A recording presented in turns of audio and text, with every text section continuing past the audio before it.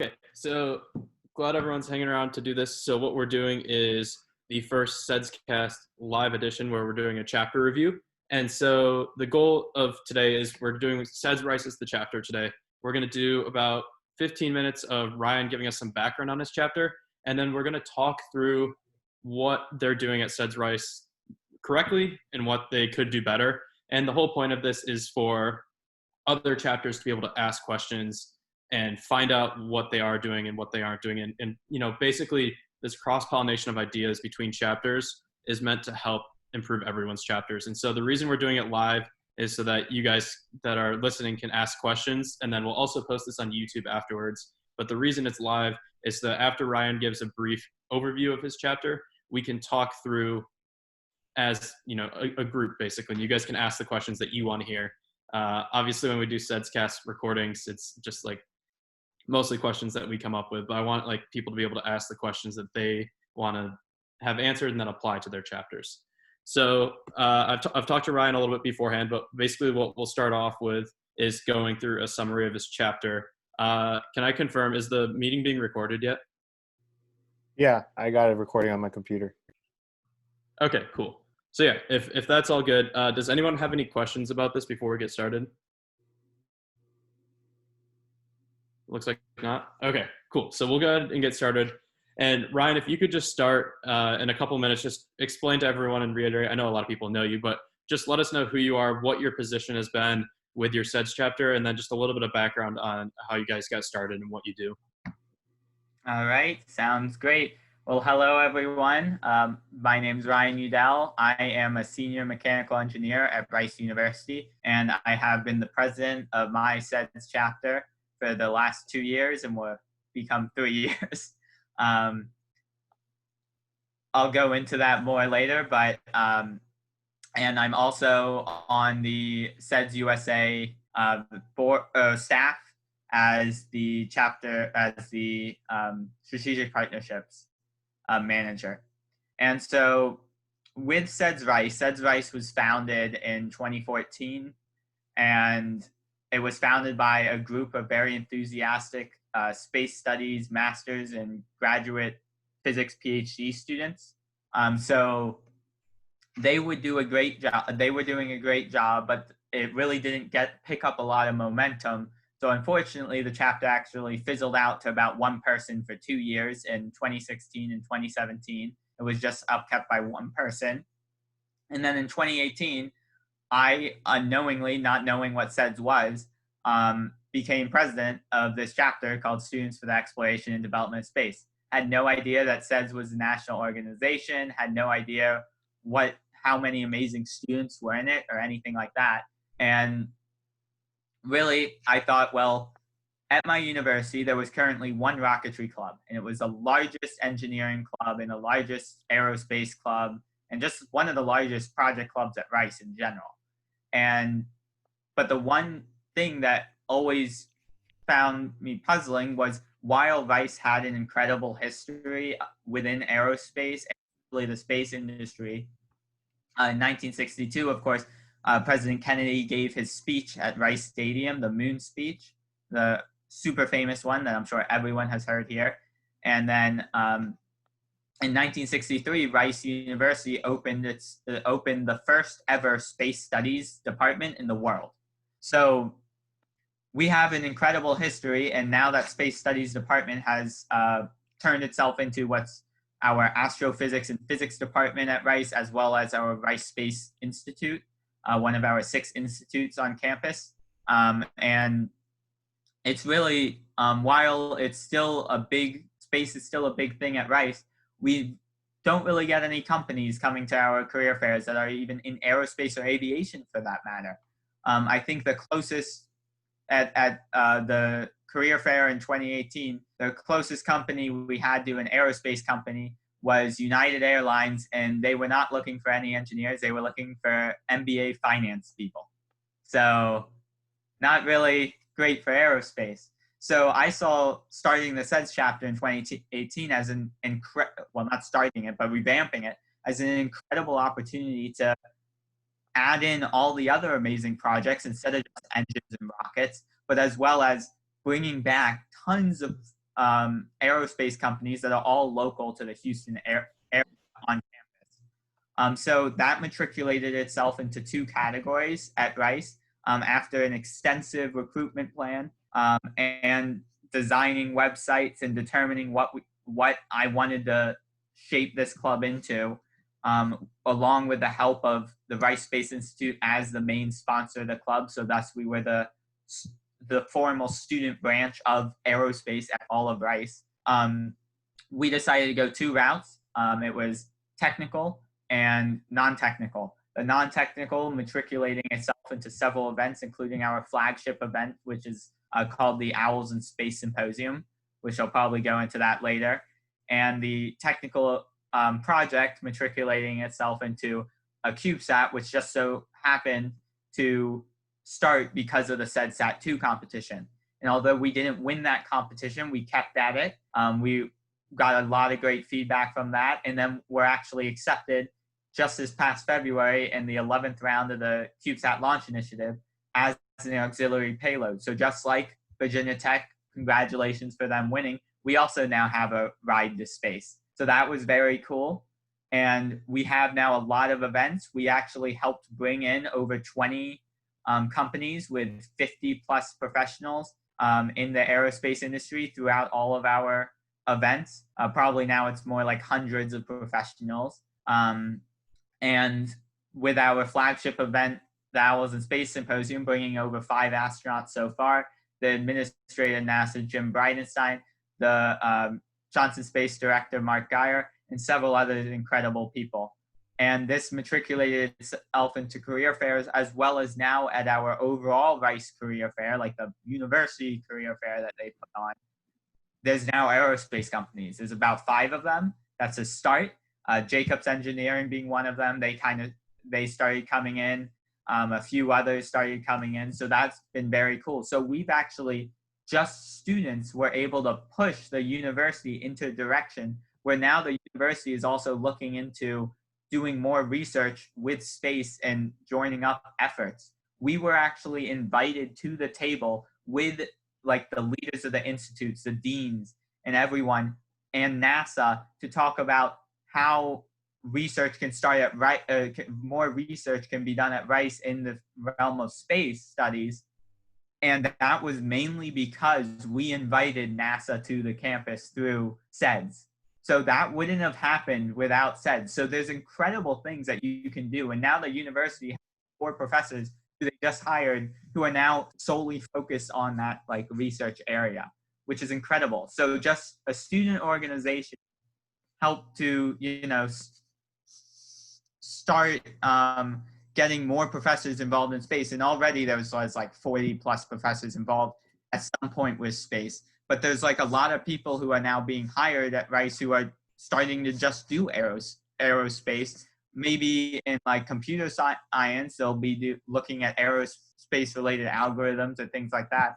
But overall, there's a lot more interest in it. And that's incredible. And that's what we've been able to do as a chapter. That's my little overview of it. Perfect. Thank you, Ryan. Yeah, so I think that was a great explanation as far as some context for what the chapter is. I think the 2 big things I want to talk to you about that will hopefully add value for other chapters are how you went from this dormant state of one person stepping into an actual organization, and then also how you organize stuff like, your 2 main projects, which are the Owls in Space Symposium and then the CubeSat.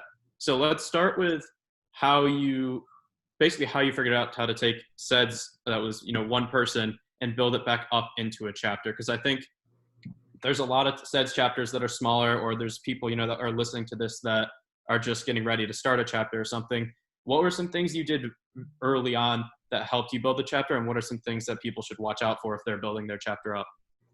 Yes, well, fortunately, I had help where, of course, the Rice Space Institute director was one of the main supporters of the club and always wanted to see it take off. So if there was anyone who would step into that plate, that person, of course, ended up being me. If they wanted to do that, he would 100% help them and put his full support behind it. So I was very fortunate with that. So, but even if you don't have that, I still had to go out to I met with every single dean at the university. I met with the vice provost, I met with the provost, I met with the president, and I met with several other department heads and professors across Rice and Institute to determine, just ask, like, this is what we're planning to do. Help me shape this. What would be good? What do students want? What are things that students want? And then also asking all these students who are interested, like, just sending out a survey. Maybe you only get 20 responses, but just find out like what people want. And that's kind of what I did. I went to my leadership institute at Rice and I said, well, I'm interested in starting these. How would this be feasible? How would it work? And if you're able to work with people and determine and get support by your university, because all of them want to help you. They want to help students. If you go up to them, they'll be like, well, of course I want to help you. You're a student, you want to make the university better. I want to help you do that. So if they're there, if you reach out, they will take time out of the day to help you make something happen. And so that's really what happened. That's how SEDS Rice started, and that's how I shaped those plans. So originally I was thinking, I need to come up with a project. What are we going to do? I was very fortunate where SEDS just happened to be starting a satellite competition. So I was already interested, thinking, well, satellites are the next big thing that Rice doesn't do, or, well, used to do and hasn't done in 30 plus years. And I was like, well, let's start this up. And then it just so happened. So I was very fortunate with that project. But the Owls in Space Symposium wasn't like thought of right away. That's like a much bigger one, and really to help bring in those companies, bring in those space professionals. And originally I was thinking, well, maybe I'll use my own contacts in the universities, bring in like an industry person or two to give a talk, or, have a few panels throughout the year, which are great. That's amazing ways to connect people to industry. But that's not a great way to get a ton of people and a ton of students in one room at the same time. You'll maybe have 20 students, 30, depending on how big your university is. You could have 50, you could have 10.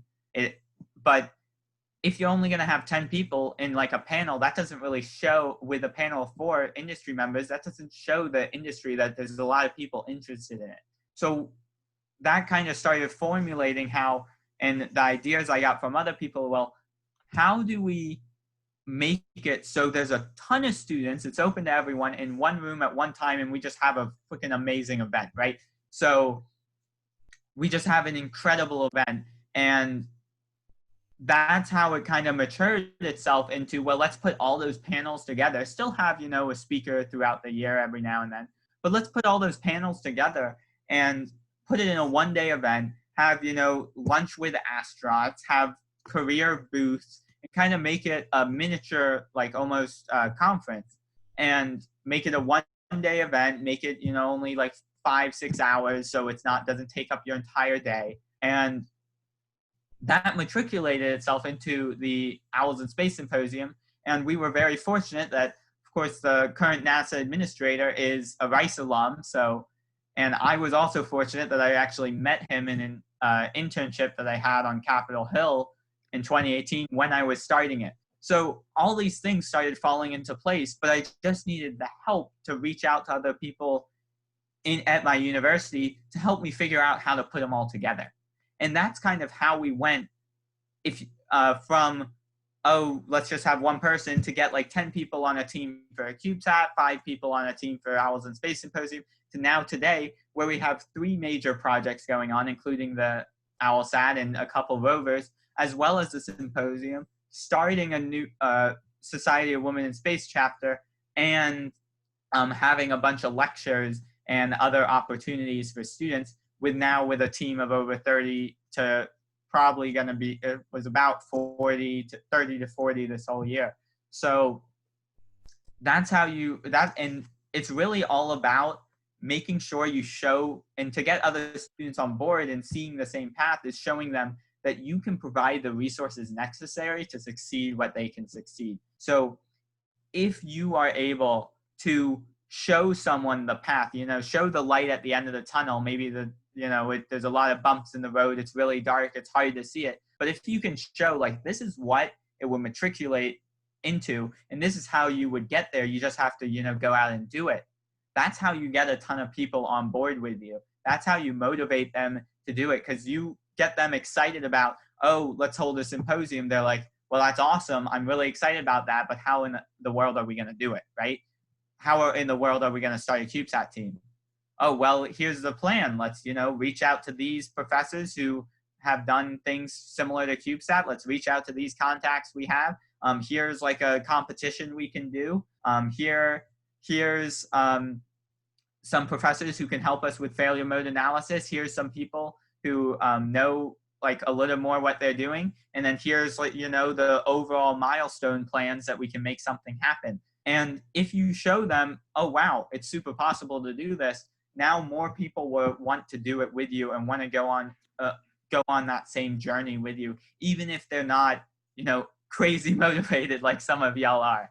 But that's really what I found to help start a chapter. And even if you are a really established chapter, reach out to your members, find out if people don't feel like they're getting involved enough, and then find out if they want to start something that they're interested in. For example, I had someone who said, well, all the projects we're doing are, science related with the CubeSat, which is great. That has a lot of science components, but a lot of them are a little more engineering based. Well, I want to do earth sciences. How can I get into that? And I was able to work with that person and get a few more people on the team where now they're doing, Earth planetary research, and entered in a few paper competitions to find out how to or to do those things.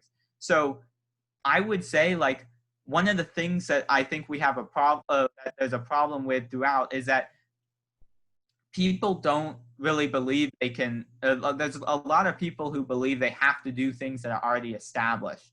Well, let's use our clubs to help establish new things, right? Let's help them establish things that people want to do, because there's a lot of things that people want to join into. A lot of people want to build rockets. A lot of people want to do CubeSats. A lot of people want to, put on conferences. But there's a few people that want to do one unique thing, or there's a few people that want to do another thing. We'll make that possible to go through your chapter and show that same way how it's possible. Use the resources that you can build up by just reaching out to people. So use your chapter as an opportunity for people to really go and lead and do what they want, to showcase all the amazing skills at your chapter. That is something that I think would really help all chapters take on more students and also enrich their portfolio and opportunities that they provide to students. Awesome. That sounds good. So I have a couple questions, but I'd like to also open it up here and let other students ask questions that, hopefully pertain more to what they're looking to find. So let's open it up. Does anyone have questions for Ryan? If not, I will continue to ask them because I have more, but I'd like to give you guys a chance to ask them. No questions. I was that good, huh? Okay. Well, you guys start thinking about them. I'll fire off a couple more here. One of the ones I had was just, what are the biggest lessons you've learned from failures, and what are some things that you thought might work that didn't work out, and basically just alert us to what we should not do. Because I know when you're building new things and trying new things, you're obviously running into a lot of roadblocks and stuff. So can you walk us through some stuff that either didn't work out or just general failures you had that you want to warn us about? I wouldn't say there was anything big that didn't work out, just because you have to, look and always, try to be like, not always try to be like, am I doing the right thing? But always, try to determine, does this make the most sense to what I am trying to do? Will this actually accomplish my goal? And that will help mitigate failures. But also I want to say there wasn't, I guess, like, one of the biggest failures or one of the biggest roadblocks that you can have is thinking that people at your university aren't there to help you, or like one bad experience with a professor or one bad experience with whoever it may be doesn't, resonate for the entire university's values. It doesn't resonate for an entire company's values. If you come up to it's gonna take a lot. You have to push yourself over the edge to approach a company directly, or approach a faculty directly and ask what I call the big ask. And it might not be a huge ask. It might not be asking for you to, I don't know, start a research project as a faculty member that SEDS students can join in. But it might be, hey, can you help mentor this project? And I've found that it surprised me, because I'm not like this, but I found that a lot of people hesitate when wanting to ask, that big ask, when going up to a company and saying, hey, a lot of students are really interested at my school in your company. Would you be able to do something with us? And here are a few talking points. And just doing that, showing that you want to work with those people, or you want those faculty members or people at your university to help you, I would say 90% of the time, they will say, yeah, I want to help you. Even companies, like 90% of the time, they're going to say, oh yeah, we may not be able to do this, but they'll suggest something else that you might have not thought of that you like a lot. So I think the hardest thing with getting chapters off the ground has been, managing those connections, like trying to get those connections, people to help you.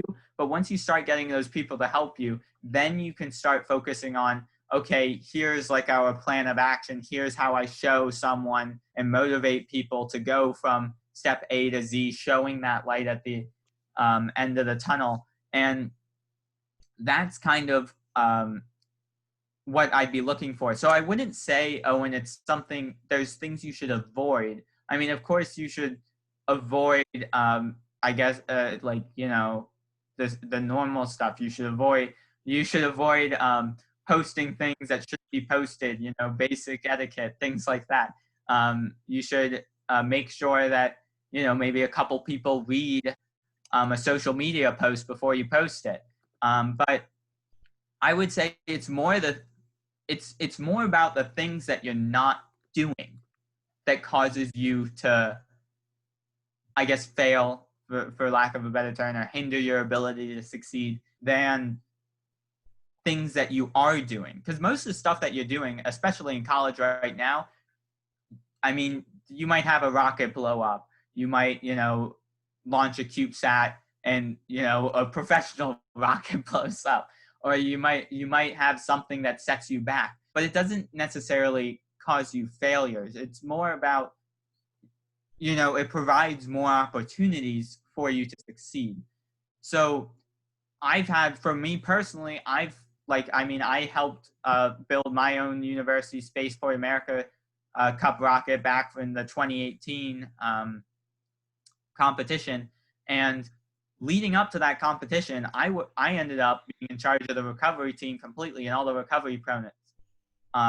Twice in a row out of our 3 test flights, the recovery components didn't work properly, so much so that one time it almost came down ballistic. I mean, that I would say is a major failure, but I wouldn't say it stopped me from succeeding, because then I started talking to those people who knew more about this stuff than me, who could help me. And even if you don't know who could help you, there's probably someone who knows that person to help you. So like, if there is someone who you're like, oh, this is a faculty member, they don't have expertise in the field I want, well, let me ask them, do you know anyone? And maybe they know someone who knows someone, or they know someone directly. So it's more about something that I wouldn't say anything fails you starting a chapter, anything fails you from making a chapter succeed, but I would say it just causes you to look at things differently. So it's really about putting together all the resources you possibly can and continuing to realize that there's more resources out there that you can put together that you didn't realize before. So if you're constantly, and of course take breaks because you don't want to be overwhelmed, but if you're constantly looking out for and looking out for new opportunities and making sure you're analyzing situations and doing the best things possible for yourself, for your chapters, for others, you're going to eventually succeed because you are motivated to keep going. You're motivated to where it's a roadblock. It's not a failure. Like, we love talking about failure. I love talking about failure. Yeah, I fail at things, but that doesn't cause anything to stop moving forward. It causes something to take a detour and continue moving forward. And that's Well something said. that I would say is super necessary for everyone to understand, that we love talking about failure, and I love talking about failure as an engineer, but especially make sure that you just think of it as a roadblock and a detour and not as something that stops you in your tracks. Awesome. Yeah, I like that mindset. One thing I forgot to mention is if you guys have questions and you just want to put them in the chat, you can do that as well, and I will read them off. I forgot to mention that earlier. Let's talk a little bit about recruitment. So how have you guys been successful with recruitment in the past, and how are you adapting to whatever your recruitment looks like for this upcoming semester? Well, in the past, it was me going to all these town halls and classes and saying, hey, join us. It was me putting up posters everywhere, blasting all the Facebook pages of the classes, blasting. We have residential colleges, which are kind of like Harry Potter houses. So blasting those colleges because every single person is in those groups. It's been sending out newsletters, like I said before, in previous, and a little bit earlier, it's like, finding all those listserv avenues to send out, like talking with the dean, getting on those newsletters. And that's really, and if you show them how awesome it is, and then, just make a super great presentation that just, shows a bunch of space pictures and maybe a few memes out there, it's fun. Make it fun. Show how fun you are. That's how then you get people to start staying and show them, here's an opportunity for you to, take ownership of something. You're working on things together, but it's not like you can take ownership of this. Like, at the end of the day, that thing is yours. Like, you were the one who made that happen. And when you can have someone take ownership on that, that's when you get a lot of people wanting to join and do things with you. For this year, because we can't necessarily go into classes, we might Zoom bomb those classes, ask the professors if you can, Zoom bomb those classes, because they're going to be online like this Zoom, and everyone would be there. Everyone's going to listen to you. So ask at the beginning of the year, hey, Physics 101, you have 500 people on your Zoom class. Can, I come in and present to those people about my club? And they'll most likely say yes. This is going back to the outreach of professors to help you. Something as minor as that is helping you succeed. And really, it's going to be a re-emphasis, a refocus on online communication in the form of getting on every listserv possible, getting on, like, our colleges have secretary outreach listserv, so making sure you're on it, like building announcements, club announcements, everything you can possibly can.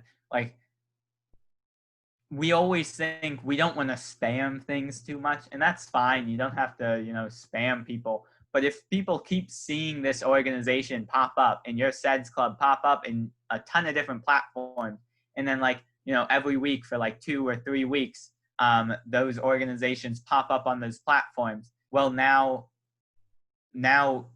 they're going to be like, well, this is obviously, a big focus at our university. And there's going to be a lot of people who aren't ahead of the game. They're going to still try to figure out. And there's going to, unfortunately, be a lot of people who just check out from their clubs this semester just because, virtual work is hard. I'm going to be the first to say it. It's tough. It's a whole new way of thinking. It's a whole new way of working with people on things. But also remember, think about this made me start thinking about all the things in my life that I do solely virtually. Well, SEDS USA, I've really met only like a couple people virtual, like in person. besides like going to a Space Vision conference here and there. But like, I've never met, say, Owen in person, I don't believe. But we're still connected virtually, but we're still connected. We're still doing things. I'm on this podcast now to do those things. So it's a new way of thinking. It's a new way of finding how can you approach those people? How can you make either newsletters, or how can you, get on alternative listservs or like dean's messages and things like that, and just try to start thinking, what does my university have that's already there that there'd be more that I could ask, even if they've never had any student thing on it before? What is something I could ask them to say, hey, maybe they will put our recruitment letter on it or what we do on it and make it happen. So definitely, again, going back to that big ask, now you're just asking for different things for different reasons. So definitely try to find all those resources. Think about what you're already doing online, what is already there virtually, and what are new things that my university or companies are putting out there that I can talk to them to say, how can my club get involved? You don't have to know the answer right now, but finding those people who already have those lines of communication, who already are doing some of those things at your university, because they definitely are, making sure you just chat with them and say, well, how can I recruit people now that we're like this? And they'll probably say Facebook, here's some listservs that you've never heard of before that goes to half the university that we can get you on. Things like that. That's how at least SEDS Rice will be pursuing that. And I implore all of you to try to find those similar things at your own universities. Sweet. So one thing that every chapter has in common is the constant search for funding. What are your recommendations for chapters when they're going to look for new funding? Either they're starting off or expanding and they're looking for some more money. Where do they go? And obviously not just like Rice specific, but what locations can they look at? Well, the first thing is that your university will always be the number one donor, no matter where you are, no matter how much you think the university supports you, they're still going to be the number one donor. So what does that mean? That doesn't mean just go to the School of Engineering or just go to the School of Natural Sciences. That means go to every single department, go to every single school, go to every single place that gives either scholarship money to just students or scholarship money at your university to organizations or something, and try to find out, is there any possibility way that you can sponsor our projects? And here are our projects, here are our events, and this is the budget for them, and this is how that would directly help students. If you can show them that, then they're more likely to fund you. So even if you've had a bad experience in the past or like don't have the great impressions with your university, they're still going to be the number one sponsor of your club.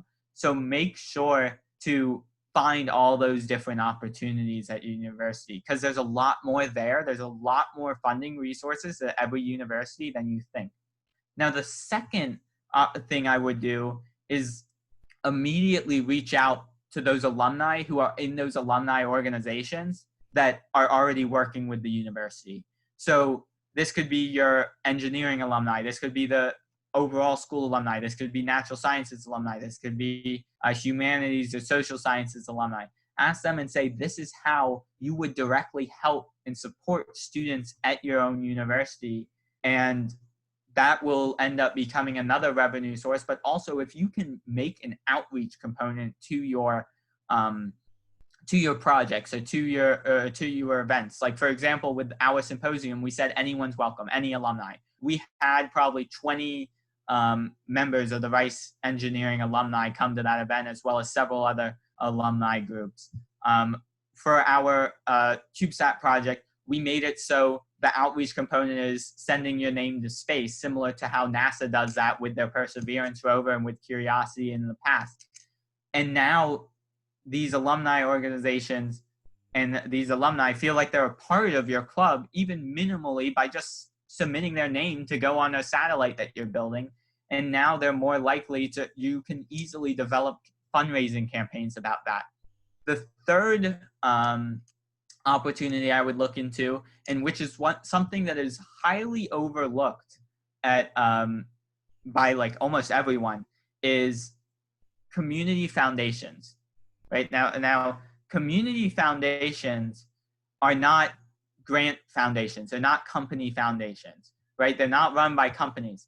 Really what community foundations are is that there is some, very affluent people out there who want to donate to other to a foundation to say, this is what I want my money to be used for. I want it to be used for in STEM, but I have no idea who to contribute to or how to contribute it. So the whole purpose of those community foundations are to provide resources, funding, opportunities for organizations that reach out to them. So I forget the website, but if you look up for community foundations, there's tons. There's a place you can go where you can look up at any foundation in any region in any area of the US, and then you can find, oh, here are 4 in my area and here are 2 that do STEM, and they support, say I'm in Houston, so they support STEM groups in Houston. Well, let me reach out and more than likely show them those same projects, do those same things. They'll support you by a lot.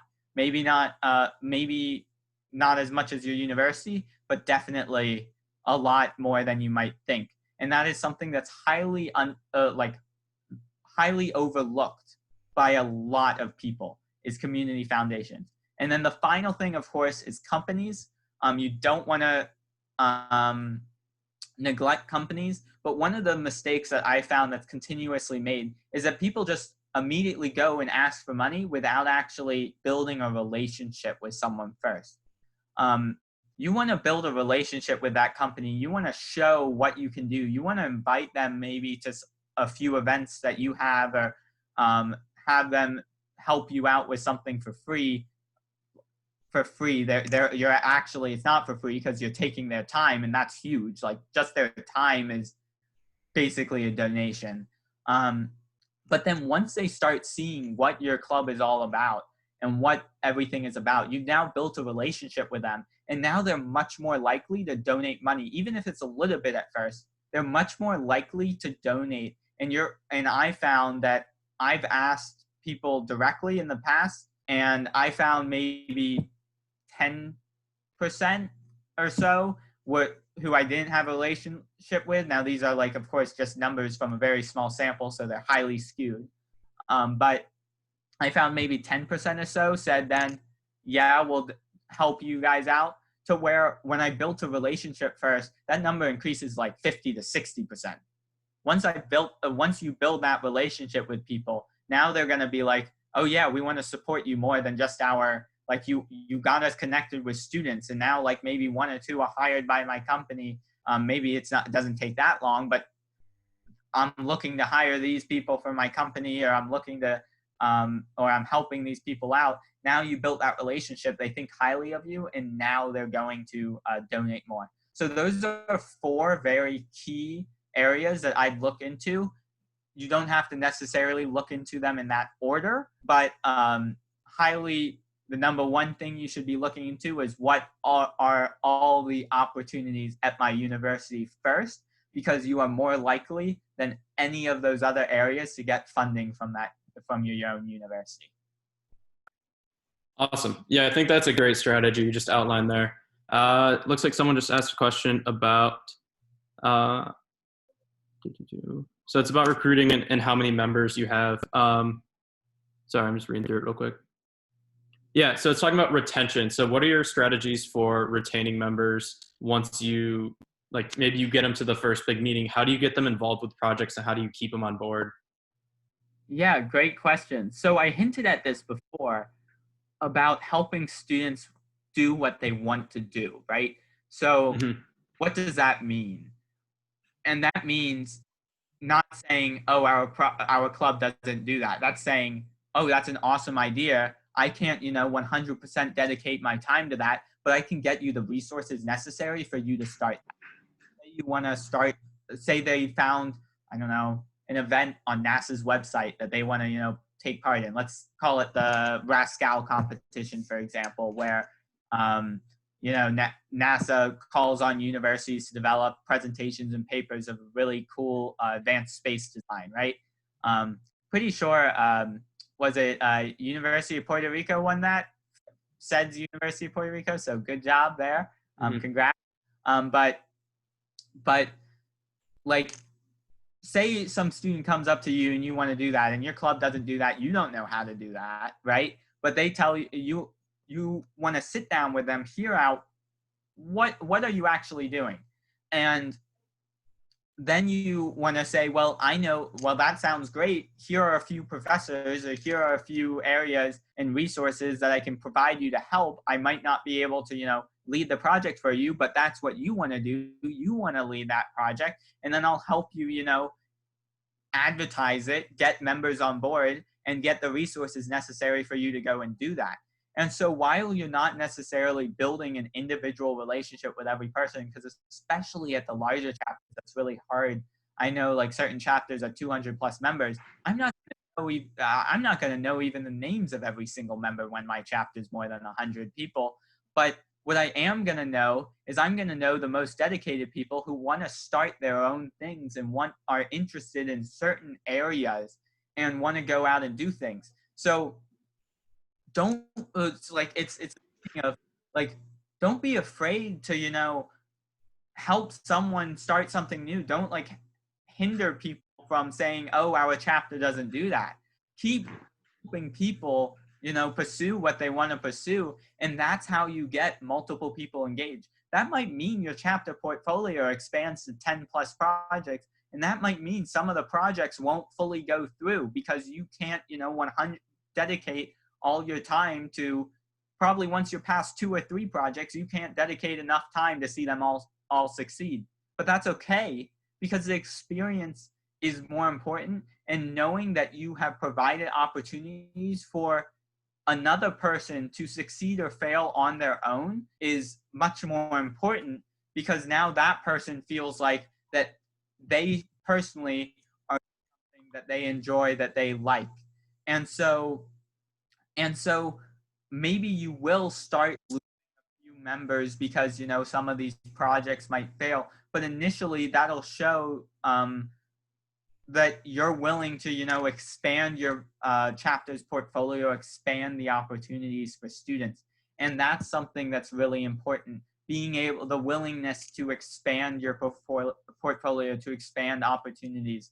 That's what helps keep students, because now you're getting students, giving students the opportunities that they're really interested in, and not saying that, oh, I'm kind of interested in rockets, but what I really want to do, is I really want to look into advanced electric propulsion research. I don't want to just build a hybrid rocket engine. I want to do engine propulsion research. Oh, let's look up together a few opportunities. Oh, here's a research competition that you then can present to, say, AIAA at the end of the year. I'll help you recruit some members. Oh, now you have 4 people, go ahead and do it. And maybe you don't know exactly what's going on 100% of the time in all those groups, but you've helped them support it, and you give them the opportunities to stay within that chapter and to also get overall opportunities at SEDS USA.